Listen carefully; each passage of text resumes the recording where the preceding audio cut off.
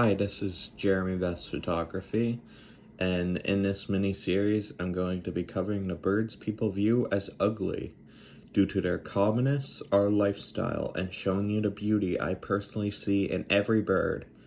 As a Cape Bretoner who has walked basically every day and seen lots of things, I hope you can learn something, and thanks, and enjoy the film. Gulls, or colloquially seagulls, are seabirds of the family Lardrae.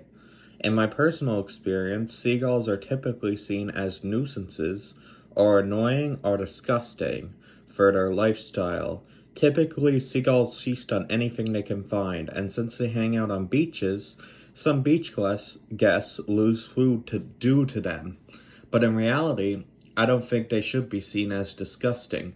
I find each and every one of them beautiful, and the people that view them as disgusting or ugly need to realize that seagulls have been here longer than any of us.